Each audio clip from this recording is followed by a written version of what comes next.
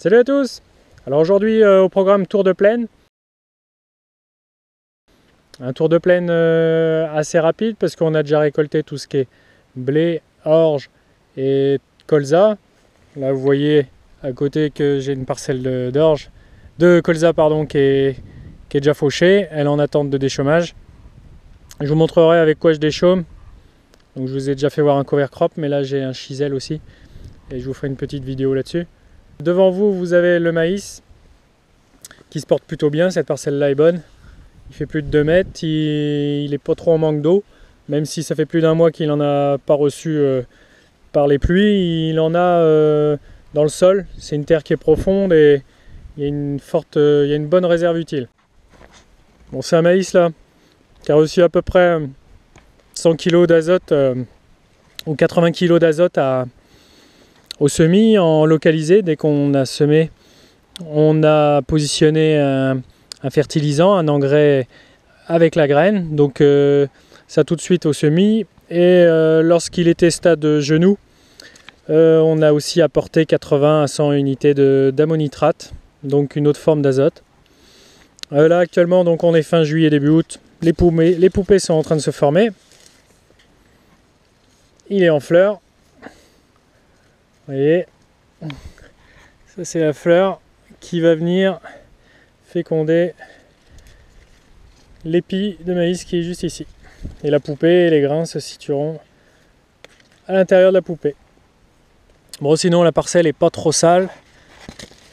Enfin, il y a remis quelques chardons, mais donc c'est un retournement de près ici, donc la parcelle a été très sale pendant des années. Donc bon, on l'a désherbé quand même avec un désherbant chimique. Mais il reste encore des chardons et puis d'autres spécimens de plantes.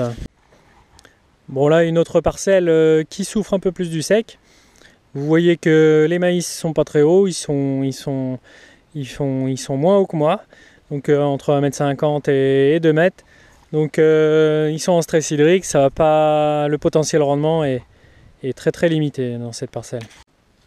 Bon, et puis là, paysage de luzerne, si je puis dire. Donc elle est passée fleur.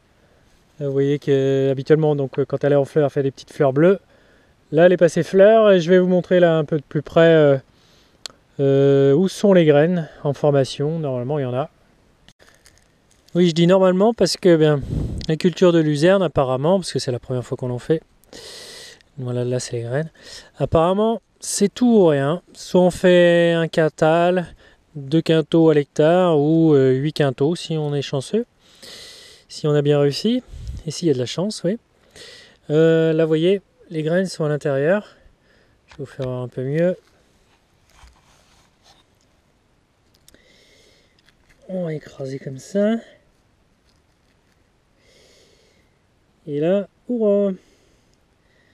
Je sais pas si vous voyez. Ça, ce qui est un peu de couleur, un peu couleur moche, jaunâtre, orange. Ça, c'est les graines. Bon, ben, dans la première gousse, il y a des graines, c'est pas mal. Bon, ben là, je crois que il n'y a plus qu'à la laisser mûrir.